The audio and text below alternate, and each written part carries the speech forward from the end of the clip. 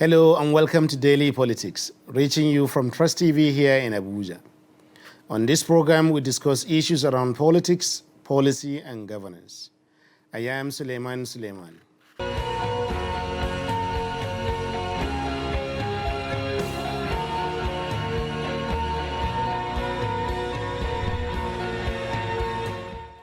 Welcome back. This is Daily Politics on Trust TV, and we are discussing the Russian invasion of Ukraine with Ambassador Jibrin Chinede, who in fact was once an ambassador to both Russia and Ukraine.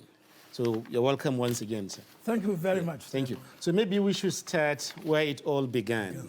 Yes. Maybe at in the early 90s, probably around the time that you were there. I think does that period when the collapse of USSR and the formation of countries like Ukraine, Belarus, and other former Soviet republics, the things that happened at that time, do they have an impact or have they shaped where we are today? I think I will start by saying that yes.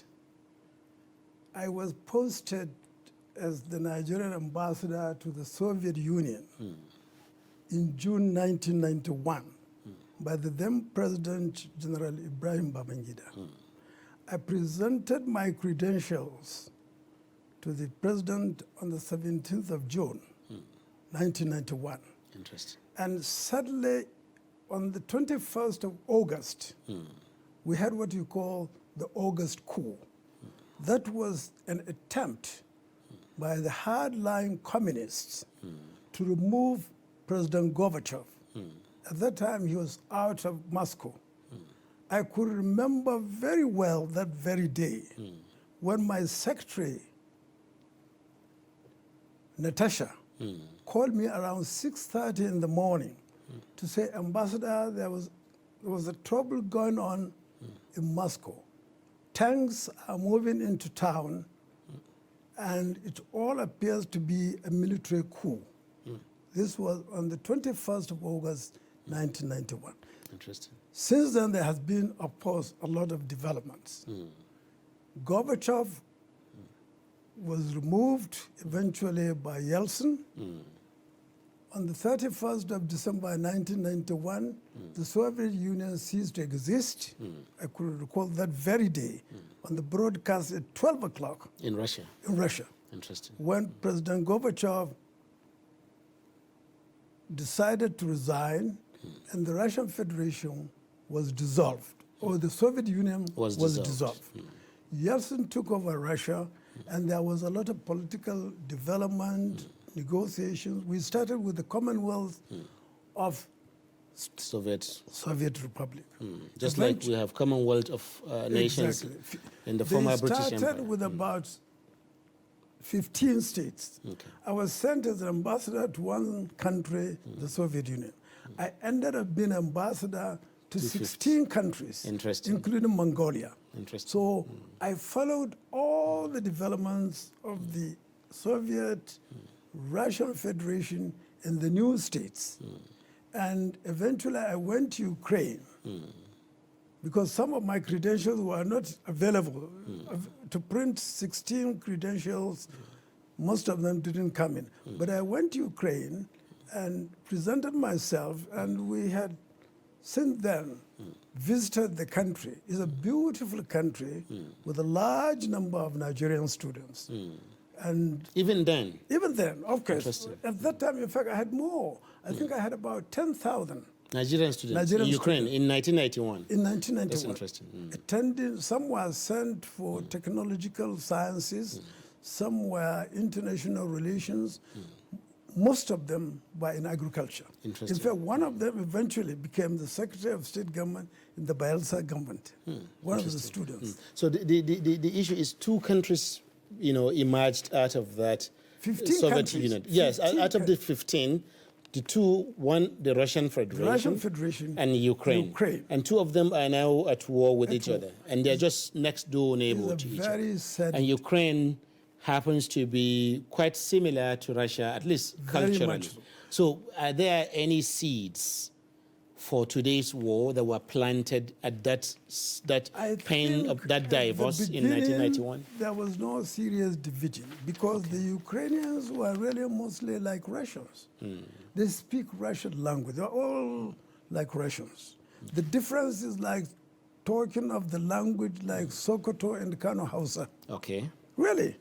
Sometimes they would say the spelling is different, the accent is different, but most of them were very much like Russians. I've been to Ukraine many times. Okay. It's a beautiful country, an excellent agriculture, with beautiful industrial sites and so on. The Russians and the Ukrainians were very much alike, but the majority of Russians are in the east side of Ukraine. In the west, you have what you might call the real Ukrainians who are really Polish. Okay. They are like they're largely Polish. Polish, like from Polish Poland. people. Yes. Okay. Historically. But of course, they will say they are not Polish. They are Ukrainians. Okay. So the country was then united. They were living very peacefully together. They were really flourishing in terms of economy. What started the trouble really was 1993. Okay. When the West was putting pressure, indirectly or directly, for Ukraine to join the European Union. That was the beginning. Okay. At that time, the president was in a very difficult situation. He wanted to be with the European Union. Eventually, later, when he changed his mind and came over to line up with the Russian Federation. And there was a lot of riots and demonstration, the Maidan riots, they call it. And he was eventually removed in 2014. That's Yanukovych. Yanukovych. Was removed in 2015. When he was removed, as a friend to Russia, President Putin was very angry. Okay. Indeed, because he saw it as a plot by the West, and NATO in particular, to get rid of somebody pro-Russian. So they removed him, and the man moved over to Moscow. In fact, only recently has returned to Ukraine, I learned. Okay. But he was in Moscow, supported by the Russian government. Russia got so angry, and they moved over to take Crimea. So part of the understanding or motivation for the current situation is internal Ukrainian politics. No. It's not internal Ukraine. It's international Ukrainian politics. Okay. Because Ukraine was under tremendous pressure by the West to join the European Union and NATO. So what's their own motivation for that pressure? Their own motivation, of course, they wanted to be democratic. They wanted to be part of the West.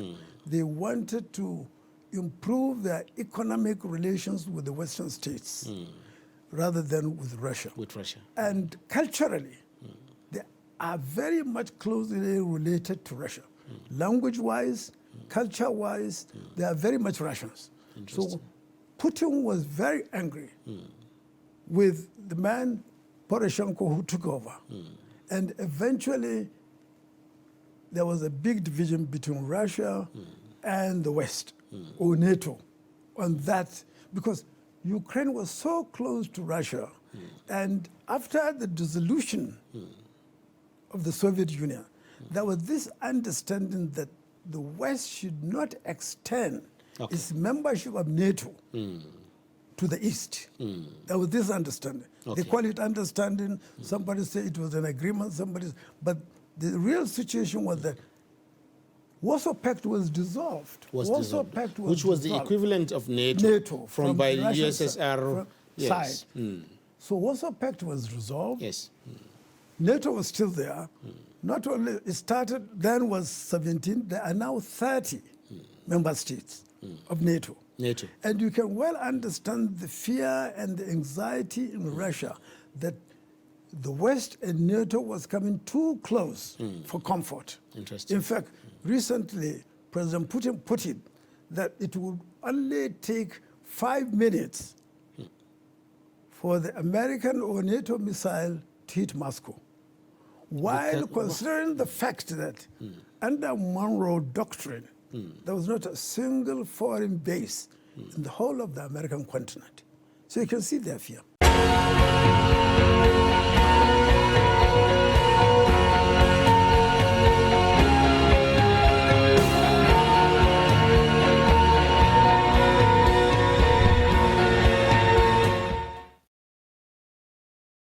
Welcome back. This is Daily Politics on Trust TV, and we're discussing issues around the impeachment in Zamfara State. We'll be talking about the legality of it, the politics of it, and where does that leave the ordinary citizens as we head towards a new election next year. With me is Malam Mukhtar Shehu Idris, a one-time governor-elect in the state. So, sir, as we said in the intro there, is it possible to say that this all started from the annulment of your election by the Supreme Court? Well, thank you very much for having me here. It's a wonderful opportunity for me to have this interaction and for people in Nigeria, in Zamfara in particular, to look at what happened maybe 2019 to date. What is happening in Zamfara didn't come as a surprise. And maybe I need to take you back a bit. Okay. What happened during the primaries. When 2018, October, that was when the primaries took place. If you can remember. Primaries of which party? APC. APC, okay. Yes, we are all in APC. And I contested, Okay. and 8 other people contested. And then the APC national headquarters, led by Governor Adams Oshomole, they have their own interests. They wanted somebody to be at the helm of the affairs, to be the flag bearer of APC. And then the people, the stakeholders in Zamfara State, wanted me to be the flag bearer. That is where the issues, the tussle started. At the NEC meeting of APC, NEC asked all the state chapter to go back and come back with their own resolution, with the form of primaries they want to conduct. Okay. Zamfara State opted for indirect primaries. Okay. A lot of states opted for indirect primaries. Some opted for direct primaries. So to our surprise, it was changed to direct primaries. We contested before, said, no, that was not what we wanted. But knowing that we have the majority of the people and the election is going to take place because nobody knew what was going to happen, that the way they handled it. Then we accepted for the direct primaries to be fair to all the other contestants. So on getting to Zamfara, we get ourselves prepared for the direct primaries. A team was sent to Zamfara. From the national headquarters, because that is the tradition. That is the national headquarters of the national APC. Headquarters sent a team of. Who was the head? Professor Abu Fari. Okay, go ahead. He was the one that headed that team that went to Zamfara to conduct the primaries. By tradition, any team that goes to any state to conduct any primaries, by tradition, they go to see the state governor. He will host them. They have interactive session. We look at it. They sit down with the stakeholders in the government house or in the party secretariat, whatever arrangement it is. But in our own case, because we have a lot of people that felt that the system is not going to be fair to them, so we accepted it in their own terms. Okay, choose a neutral ground so that where we can go, all of us, and sit down and have the stakeholders meeting and agree on the format to conduct that primaries. And the police headquarters was chosen, and we all went there. We had the Congress, where the stakeholders meeting, and we agreed that the primary school teachers and secondary school teachers are the ones to conduct the primaries and being supervised by that committee. I also agree that the primary will be indirect? Will be indirect. Okay. No, the primaries will be direct primaries. Direct primaries. Okay. So people will come out, any carrying member will come out and vote. So the primary started. In fact, most of the local governments have even concluded their primaries because 9 out of 14 local governments' result was already declared. So to our surprise, somebody called me from Abuja that what is happening in Zamfara, that the headquarters is going to cancel the primaries. I said, on what ground? Because the primaries has taken place and everything was fine and good. Because already 9 local governments was already declared. So by the time we went back to the police headquarters, we found out that those people that came to conduct the primaries had already left, that they were called upon in Abuja to come back. And so if you remember, this the same format that was used in Ogun and Imo State. And subsequently, they declared the people they wanted to be in that position declared. So because our own was a very tough one, they couldn't declare the person they wanted to be in that seat at that time. Okay. So we all came back to Abuja. There was a lot of complaints, counter-complaints and everything. They said, okay, they are going to send another team to go and man either to adopt the first primaries that was done or to do fresh primaries. Okay. So that team did not get to Zamfara until on the eve of the final day of the primaries. And when they got there, we are all there, and we are ready to go out and continue with the primaries. They came with the materials, and they said they are going to cancel the first one, and they are going to do a new primaries. All in October 2018. All in October 2018. So we were there, and they kept on prolonging, and nothing was forthcoming. So we came to realize that they are waiting for directives from the national headquarters for them to go and conduct, because I confided with one of them. He said, we are just waiting for the national chairman to give us directives to go and conduct the primaries.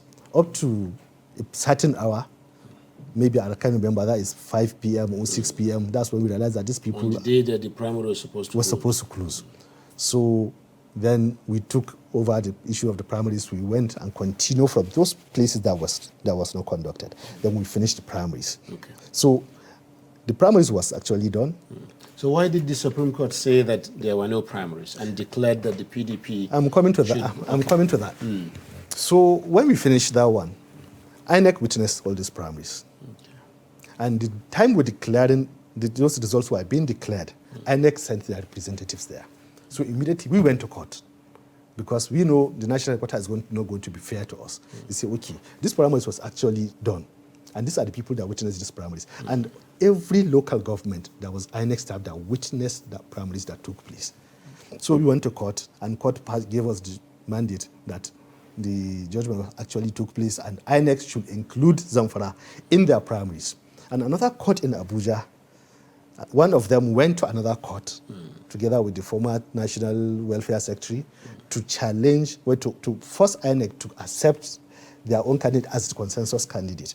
Then that court said they are not going to accept candidate because of what transpired in Zamfara. So there was conflict. This court says APC will participate in the election, and another court says APC is not participating in the election. Then we went for an interpretation and appeal. And the appeal court gave us the go-ahead to participate in the election. So the appeal court accepted your primaries as having been duly held. Duly held. And that's how we went into the election. It was on the eve of the election, of the presidential election, barely 6 or 8 hours before the general election, because I can remember the court session ended around 9 p.m. And the election was to start the next morning. And we went ahead, we participated in that election, and we won all our seats comfortably. Okay. So after winning the election, some of them still went to court to challenge the process of the primaries was done. That same court judgment that gave us the mandate, they appealed that judgment, that it was not, that they are not comfortable with that judgment. So that's when they went to the appeal court. Okay. And the appeal court gave a judgment that they set that judgment aside, but there was no interpretation.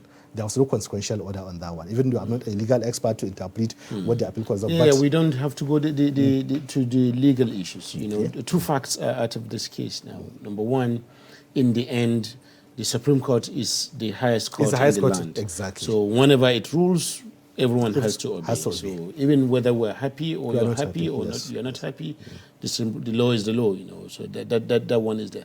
But the issue is, how has that affected, how has that led us to this point where we are now? We're impeaching a governor, a deputy governor, and installing a new one, all on the same day. So I was coming to you to that point. Please. So after this judgment in the appeal court, if you look at the general election in Zamfara, and if you look at the results, you will not be surprised of what is happening in Zamfara.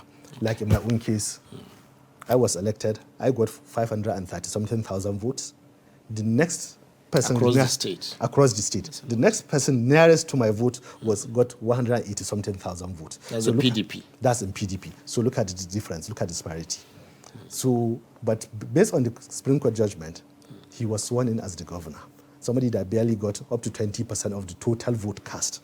So that alone is one of the issues that is that we are getting ourselves into this. You mean that the governor feels that he doesn't have legitimacy because he's voted only by a tiny minority? That is natural. Okay. Because everything anybody does, he feels threatened. Because he feels, okay, God has given me this seat, and you are trying to take it away from me. You are challenging my power. You are challenging my. So he feels threatened for everything that breathes around him. So when he came into the government, the first thing they did was to remove all the party chairmen. If you can remember, the same process that the deputy governor was removed, it was the same process that the party chairmen were removed. They said they find them guilty of participating with the banditry.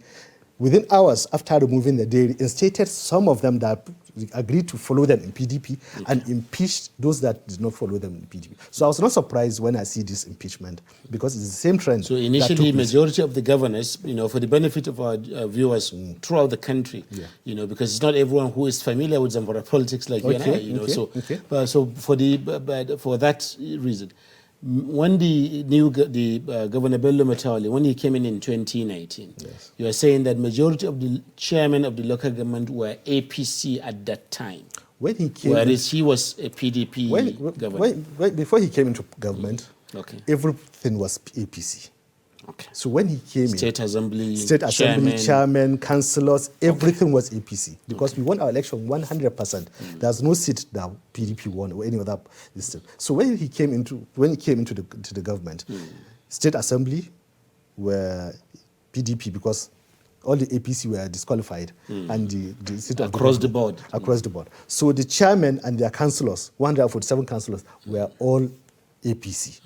So he tried to woo most of them to come back to PDP for him to have the comfort of governance. It's natural. Any governor that comes in this situation would like to he would like to get this elected majority of the to be on his side. So he tried all he could to get them to his side. So some of them agreed to follow him, and some of them resisted. So the matter was taken to State Assembly.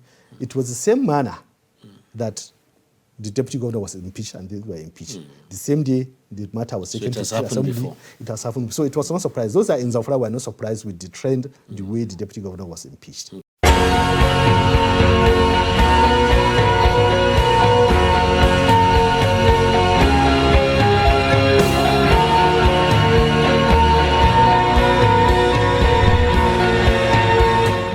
Welcome back. We're just discussing how the electoral law will affect the election, whose timetable has already been readjusted. So maybe we can start from there. We have a new law. Before now, each time Nigerians hear that election timetable has been adjusted, it usually causes a lot of uproar in the system. But this time around, it doesn't cause much of that.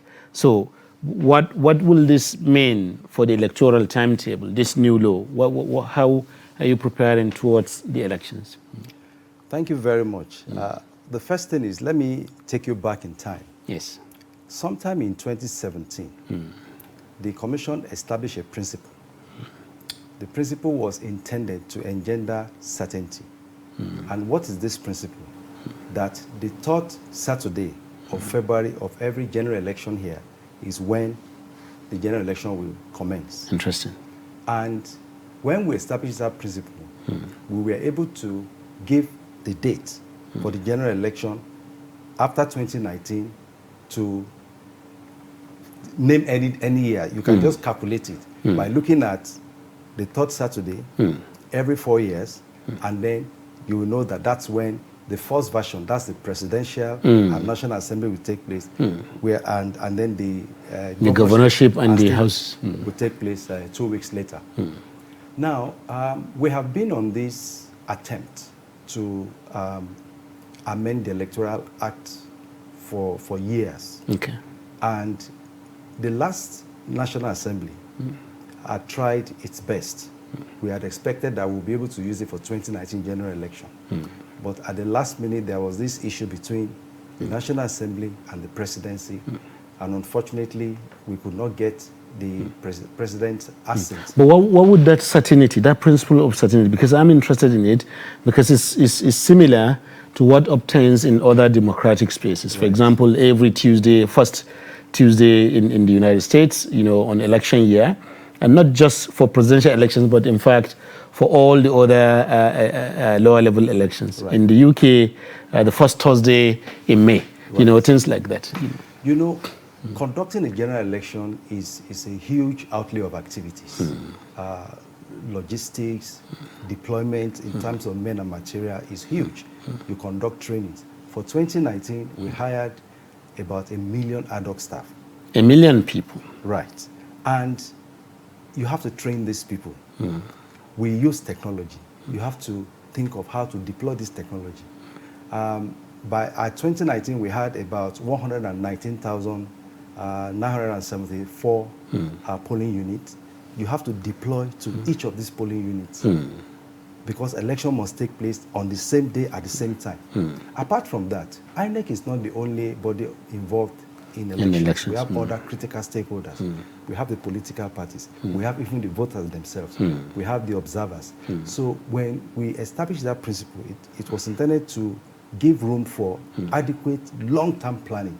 So you can then project that 1 year from now, these are the things you need to do before the election. So that was the idea. And I think people loved it. And that's the thing that we have decided to bank on from them.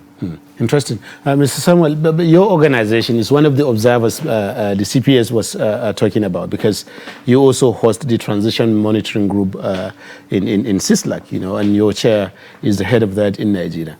Now, how does this new law open up the electoral space, for all the major actors that he mentioned, the voters, INEC, political parties, going towards the 2023 elections? And maybe if we had had the law passed last year, would that have made any difference as well? Yeah, thank you very much for having me. It is a progressive law, I think, generally, if you look at it from the different angles, and we're actually very, very happy about this. Last week, Tuesday, precisely, we're actually out at Unity Fountain, calling on the president to assent to that piece of legislation, because we understand what it holds for the country. Specifically, if you look at the adoption of technology around the electioneering process, I think very, very important is the transmission of results, determining. How does that really change the game from the previous methods that we had? Because in 2015, 2019, 2011, we didn't have electronic transmission of results. And by and large, there was a lot of confidence in these results, not only by Nigerians, but also even people like yourselves, observers, but also external observers. So how does this generally, by itself, how does that change the landscape? I think it makes our elections better in terms of the transition of the results. Because if you look at it, the normal modus operandi, lots of things happen during the transmission of the results, lots of allegation when it's moving at all those levels. You talk of the human resources being spent on this, you talk of security, you talk of threats to lives in the process. Once we have this transmission in process and once it's actually applied in the electoral law itself, I think that's actually very good. Then also looking at timelines as well, I think some timelines were defined. You notifying INEC 21 days before you conduct your primaries, having some clear guidelines as to when a candidate dies, when the party can actually have a replacement and the rest. I think those are actually, they really speak to the issues and some gaps. And you could also look at inclusivity around persons with disability, ensuring that they can actually also participate in the process. So these were points civil society actually wanted in there, and it's actually good to know that these points are also reflected in there. Thank you. We will come to the disability issues later in the program, because the impact of that needs to be measured against the total number of disabled people who are voters in the country, but we will come to that. The issue of electronic transmission, I want to stay on that a little, because INEC kind of found a way to maintain that balance, even though it was been drawn into politics at the time by both the various push and pull forces, you know, the National Assembly members, the governors, the political parties, everyone was interested. Somehow INS found a way to meander through it without getting involved with anyone. But the key question is, how do you think that electronic transmission can improve upon what you're already doing and doing well? Well, the application of technology helps a lot. Okay. At the Commission, we feel that the less you have human interference with the process, the better. Okay. Because it is at the process of collation and transmission, like you said, that you find some people trying to tamper with the results. By tampering, you mean rigging? Well, Okay. you know, like the process of, you know, kidnapping our returning officer, putting a gun to his head and forcing him to Declare a different result. And you know that once that declaration is made, nothing can change it except the court of law. So they will say, go to court, because they know that technically the court does not recognize that you are declaring result under duress. But thank God, the new electoral act has taken care of that. We have the right to now review, and these are part of. So the electoral transition for us has helped. If you watch from Edo and Ondo governorship elections last year, INEC created a portal called INEC Result Viewing Portal.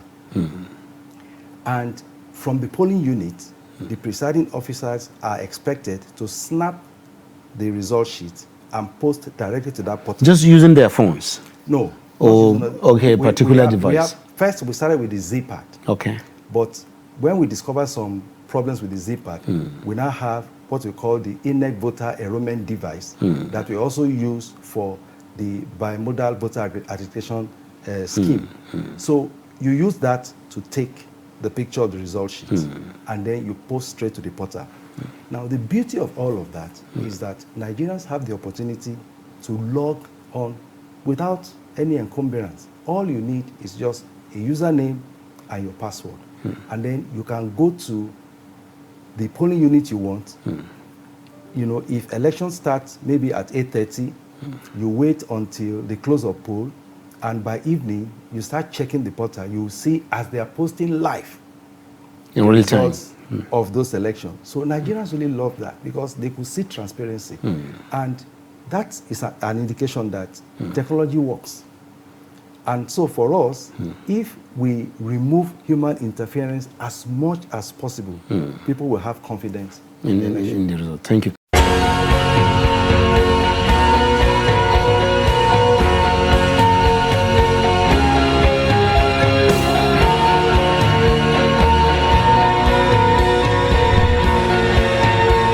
This is Daily Politics, and we're discussing the issues around constitutional amendment as they prop up, not just yesterday, but as they've been going on and on and on throughout our democratic dispensation since 1999. So maybe I should start with you, Honorable.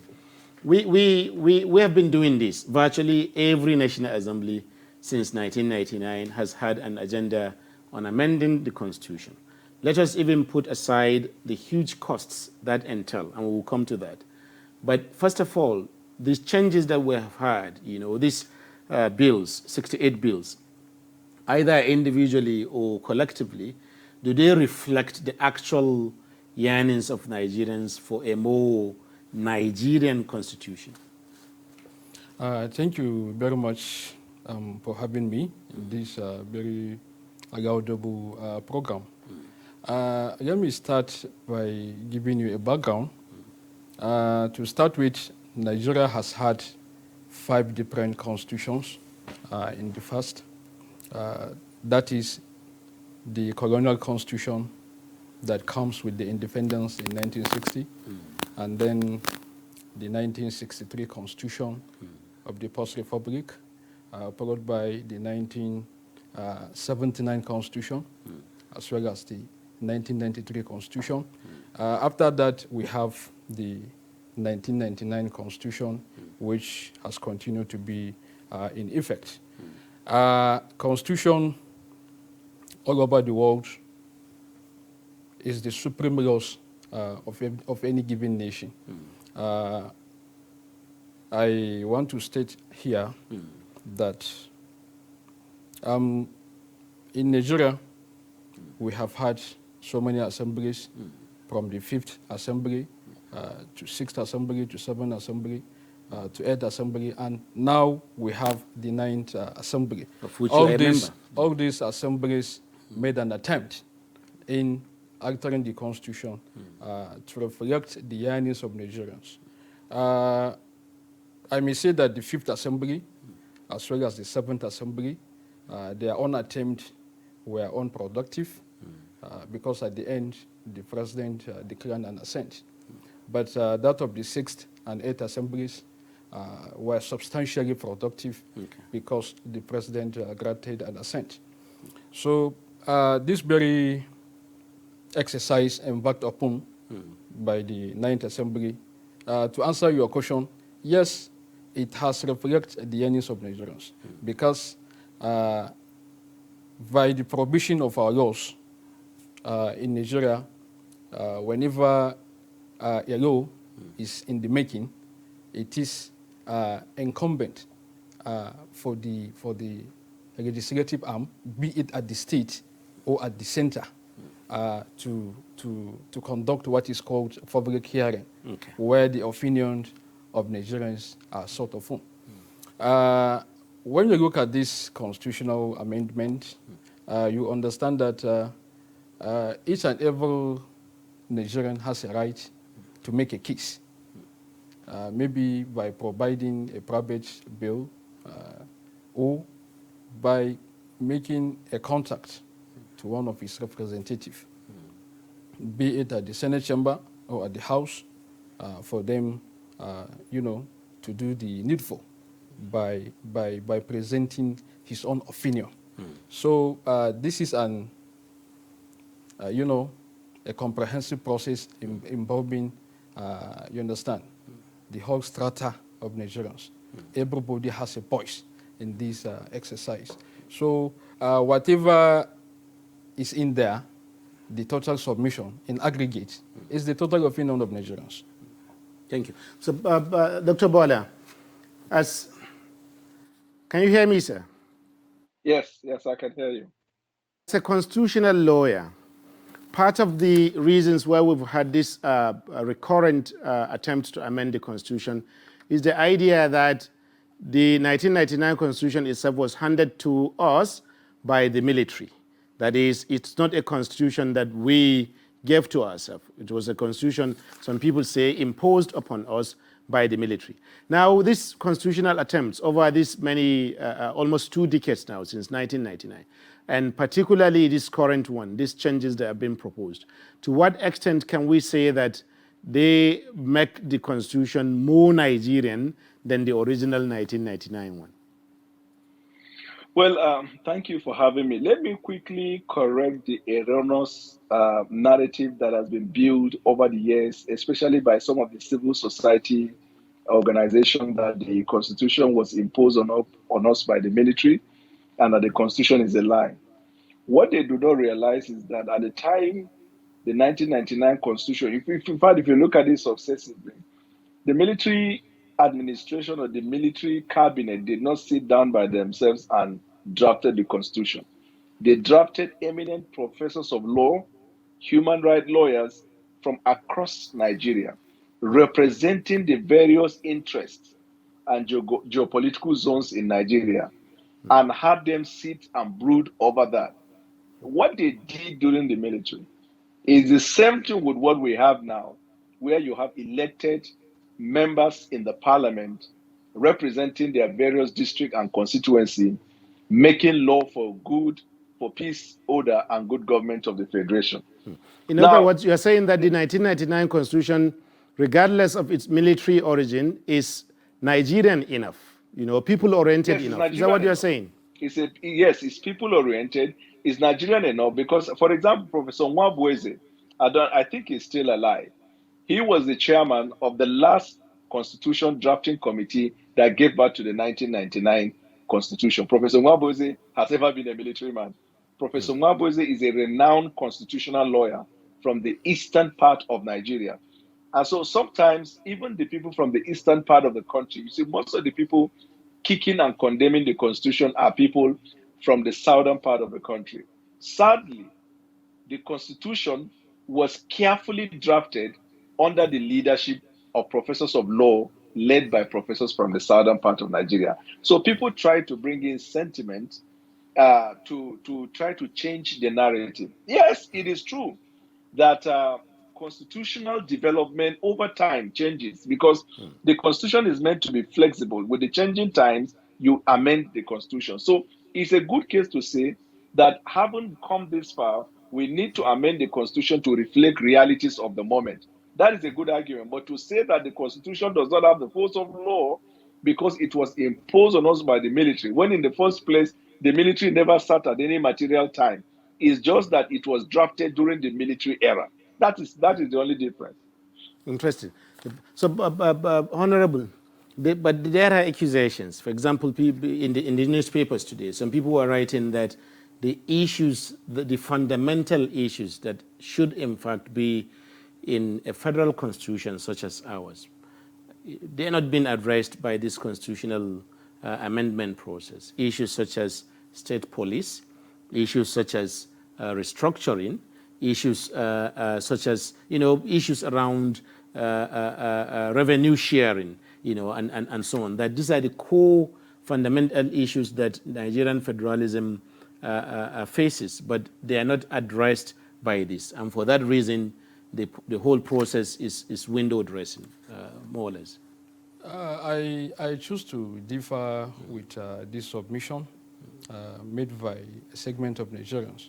I just mentioned the fact that this is an all-often process for each and every Nigerian to contribute his own opinion through the necessary windows. We all have representatives. Each and every given federal constituency in this country is represented. The same thing applies to the senatorial districts. Okay. So each and every Nigerian is represented at the center.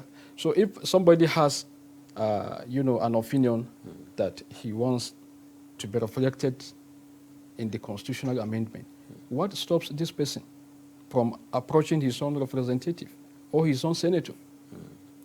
So I choose to disagree with this submission.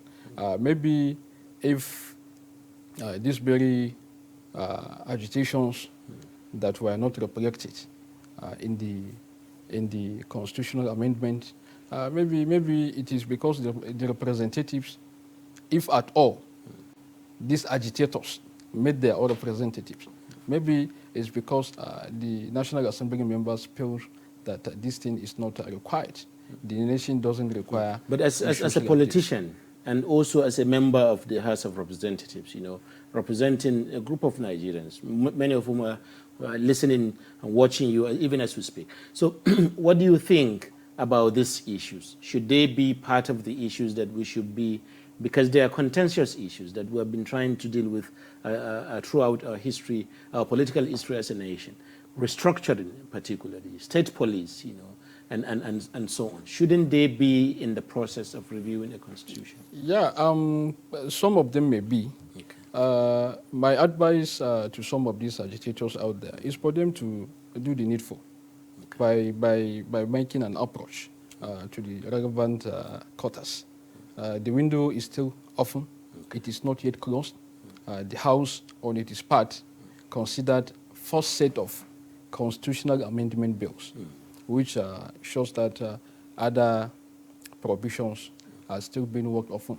So if somebody still has, a draft that he wants to share with the National Assembly, he can still do so by getting the bill introduced, and at the end it will get to the Constitutional Committee. That's the Special Ad Hoc Committee on Constitutional Review. By the time that the committee, receive that bill, I believe the necessary attention will be given to it. Interesting.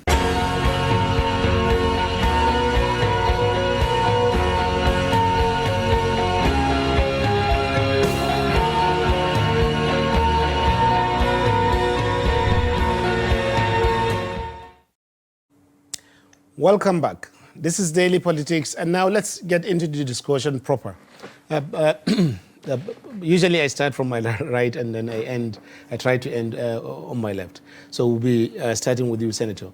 Maybe you've been part of this whole issue of advancing women's rights in the country, women's rights not only in politics but in many other areas. So you're very familiar with this.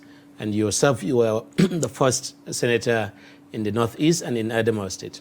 Now, my question is, do you think because of this rejection of these bills that are aimed at promoting women's equality, do you think Nigerian men are afraid of women's equality in politics, or what's going on? Thank you very much, and thanks for having me. First and foremost, I want to say categorically, well, here that 1st of March, last Tuesday, was a very, very sad day for us women in Nigeria, and by extension, women across the world. A deadly blow to our democracy. And indeed, as a woman, and just like many other women, my heart bled for this country, because any nation that suppresses its women, especially when it comes to decision making, does that at its own peril.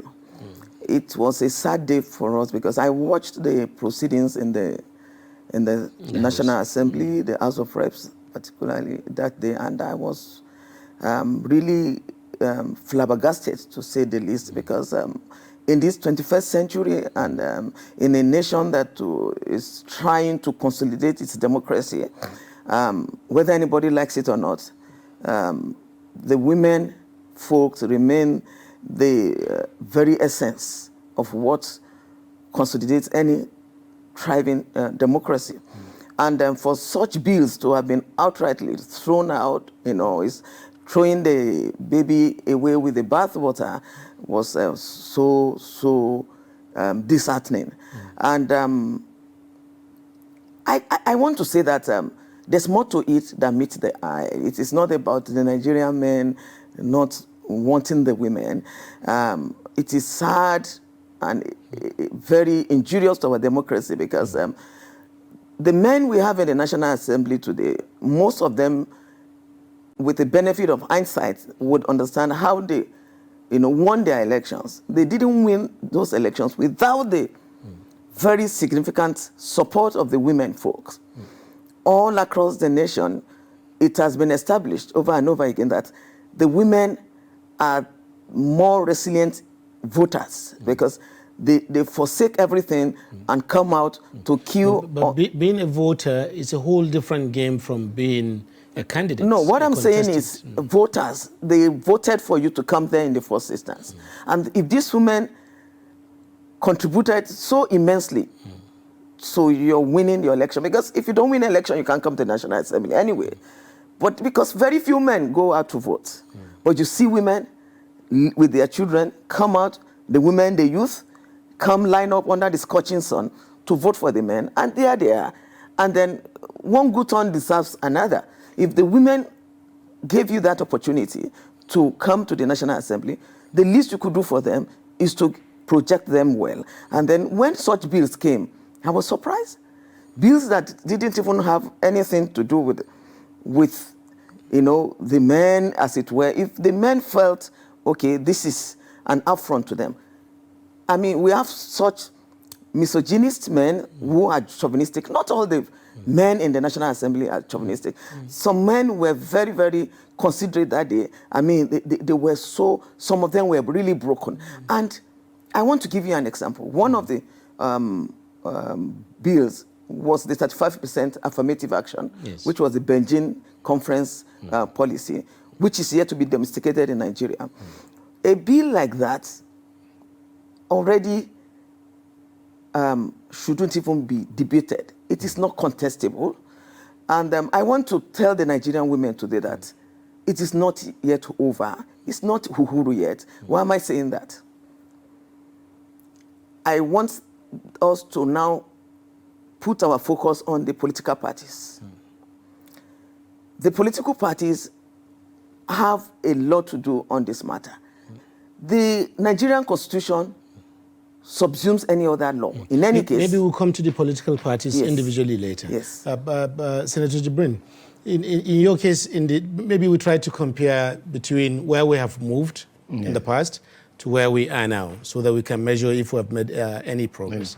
In the Second Republic, you were not a politician, but you were at the camp to the Vice President, the late Chief Alex Ekweme at the time.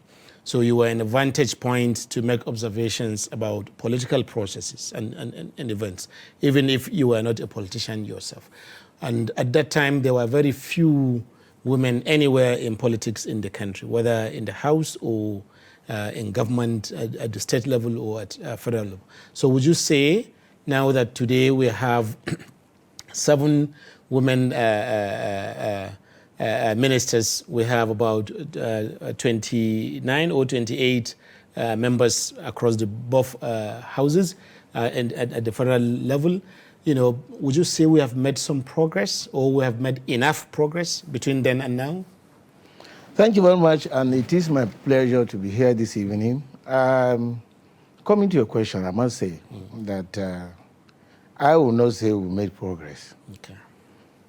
Given the fact that we are in 21st centuries, and therefore democracy in this country haven't practiced it up to almost 22 years now. Women should be seen to be playing a key role in the political process of this country. Again, the sanctity of women in Nigerian politics today cannot be wished away. If you now take into consideration their number in terms of voting, it is only proper that they be accorded and given some chances. Even though in democracy, you don't allocate seats, because it's a process of democratization, and therefore, women need to only intensify efforts in advocacy within them, so that women in Nigeria should be able to brace up and know the importance of the political process of this country, and therefore know who to be voted for when the time comes, or any time.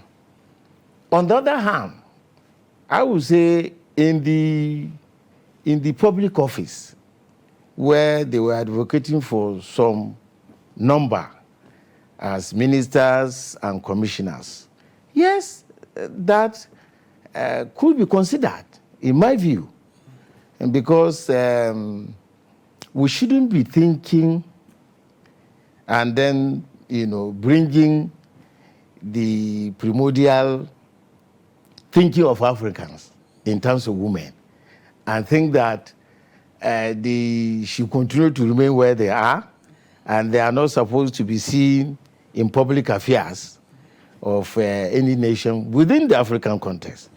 But I think we've gone past that. Today, you have well-educated women, well-exposed women, who not only can hold any position in government now. But isn't that part of the problem? Yes. Being well-educated and well-exposed. Isn't that part of what the men don't like about women in politics? Well, I don't think all men don't like that. There are some who don't? I think or many who don't? Some feel intimidated by strong women. Some men do feel intimidated. And such men, you have to check their background. Like Senator Wowo just said, he's a man, and he said it in clear terms. You cannot reduce a woman to just a household decorative thing, that you just keep there, and she's only seen, well, she's not heard. And you forget that your success as a man in this 21st century is always a reflection of what your wife is. If your wife is a success, by and large, you will consider such men as most successful. If you look at the way things are playing out in Nigeria, it is not all about men being afraid of competition by women. I think the bottom line is there are some very serious, unresolved cultural, dimensions to this. It's good that you mentioned the cultural dimensions. Yes. Because if for you said the more successful a woman is, it rubs up positively on the husband. Absolutely, on your But mind. for some men, as Senator Jibrin will testify to, Yes. for some men, success for their wives means she remains not seen or heard. That's what success means, for a wife in cultural terms across many parts of the country. Isn't that part of the problem? You look at men who have these chauvinistic tendencies, and then I try to ask them, what do you do with your daughters, for example? Would you be able to limit your daughters the way you want to limit your wife? No. You see, such men would want their daughters to thrive and get to the peak of whatever chosen endeavor they go into. But when it comes to their wives, you now ask, what has gone wrong? And then that takes me to the next question. Equality, for example. The bill for equality. The issue of equality transcends beyond a woman wanting to rub shoulder with a man. It is about a woman's right. A woman's right is human right. If you deprive a woman of her right, you have deprived the nation of its rights.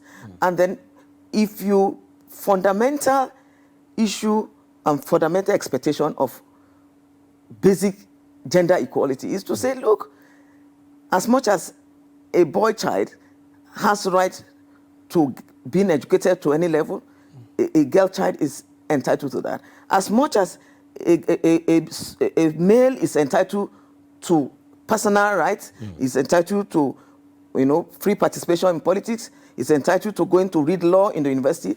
This is what we talk about gender equality. Thank you very much for coming on the show, Senator Jibrin Wo. Thank you very much. Thank you also for being with us, Senator Grace Bent. Thank you also our viewers for whom we come here every night. Thank you for staying with us through the end of this program, and this is where we draw a curtain, and we hope that you'll be with us again tomorrow night when we bring you another edition of Daily Politics on Trust TV.